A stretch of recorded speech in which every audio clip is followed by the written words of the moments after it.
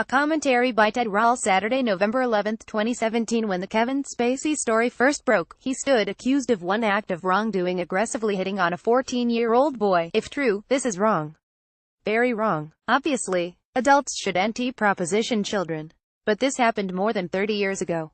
The nature of the response: Netflix distanced itself from the star of its hit show House of Cards by announcing its previously secret decision to end the series next year seems like the wrong response to the actor's behavior, and one that has become all too typical. Bear in mind, this was before other people stepped forward to say Spacey had sexually harassed them. Some of Spacey's accusers worked on House of Cards. After that, Netflix would have been derelict not to put Spacey on a hiatus as the accusations get sorted out, and to fire him for creating a toxic work environment for its current employees. Which is what it did. Sexual harassers getting their just comeuppance is a good thing. It is decades, centuries, millennia overdue. What I can't figure is, why is the knee-jerk response to these accusations, the standard issue form of social shaming in the 21st century, to fire them from their jobs, including jobs where they didn't do anything wrong? The NYPD may file criminal charges against Harvey Weinstein, whose name will for the foreseeable future be preceded by the phrase disgraced Hollywood producer. But Weinstein is an exception. For most men accused of sexual harassment and assault during this post-Weinstein outcry, the standard demand is fire him. Depriving a man or woman, if that happens, of their livelihood in response to piggishness seems both too little and too much. For victims, the knowledge that their attacker lost their job hardly rises to the level of even minimal justice. Nor does it protect other women from falling prey as well. Any sanction short of a prison term for a rapist or a big-time sexual harasser is bound to feel trivial, as though society doesn't weigh victimhood, as if victims are disposable. For the falsely accused, being deprived of a livelihood for a crime they didn't commit is egregious.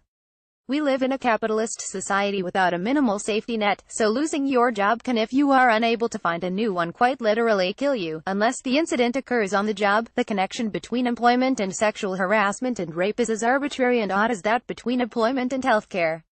If a society determines that healthcare is important, it should be available to everyone, not just workers fortunate enough to land a 40-hour-a-week job working at a company big enough to offer a health plan. Similarly, what does sexually harassing 30-plus years ago at a private party have to do with Spacey's current gig with Netflix? It didn't turn out to be the case, but try to imagine that the entire brief against Spacey had never expanded beyond Anthony Rapp's tweet, which describes an incident that Spacey claims he doesn't recall. It's safe to say Spacey's character on House of Cards would have been killed off. Spacey probably would have lost other jobs. He would likely have had trouble finding work in the future. You might say good, who cares, but this outcome would have been fair neither to Rapp nor to Spacey. As far as Spacey goes, is it ethical to take money out of his pocket over an accusation that has never been tried, much less proven, by a judge or jury on the other side of the coin? Fox News waited way too long to fire Bill O'Reilly and Roger Ailes. I'm not typically sympathetic to corporations or their bottom lines, but if I'm the boss at a company, anyone who forces my organization to pay a multi-million-dollar settlement to a sexual harassment victim, because, let's face it, corporations only pay when they're guilty, is out the door before it happens again. These cases of sexual harassment and assault are more straightforward from a human resources point of view. Employers must not permit a hostile work environment. That requires them to fire harassers. But this does not go far enough. What if their victims is victims' only recourse to sue in civil court, or try to get a book published? Here too, we need to adjust the criminal justice system to a post-Mad Men world that understands the toxic effects of workplace harassment. Bill O'Reilly probably misses his job, but he's still rich and life goes on. As I've written before, employers have way too much power over workers. While bosses have every right and the duty to fire those who abuse other employees at their current workplace, they shouldn't be allowed to punish anyone for actions, no matter how heinous, that took place outside the workplace or at a previous job.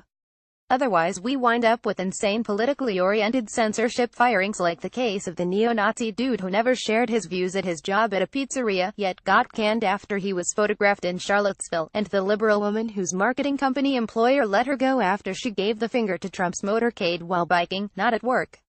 Sexual harassers and assaulters should face prison time. So should false accusers. But bosses need to mind their own business at their own business. Ted Rall. Twitter @TedRall is author of Trump, a graphic biography, an examination of the life of the Republican presidential nominee in comics form. You can support Ted's hard-hitting political cartoons and columns and see his work first by sponsoring his work on Patreon. Copyright 2017 Creators. See other political commentaries. See other commentaries by Ted Rall. Views expressed in this column are those of the author, not those of Rasmussen Reports. Comments about this content should be directed to the author or syndicate. Rasmussen Reports is a media company specializing in the collection, publication and distribution of public opinion information. We conduct public opinion polls on a variety of topics to inform our audience on events in the news and other topics of interest. To ensure editorial control and independence, we pay for the polls ourselves and generate revenue through the sale of subscriptions, sponsorships, and advertising. Nightly polling on politics, business, and lifestyle topics provides the content to update the Rasmussen Reports website many times each day. If it's in the news, it's in our polls. Additionally, the data drives a daily update newsletter and various media outlets across the country. Some information, including the Rasmussen Reports daily presidential tracking poll and commentaries, are available for free to the general public. Subscriptions are available for $4.95 a month or $34.95 a year that provide subscribers with exclusive access to more than 20 stories per week on upcoming elections, consumer confidence, and issues that affect us all. For those who are really into the numbers, Platinum members can review demographic crosstabs and a full history of our data. To learn more about our methodology, click here.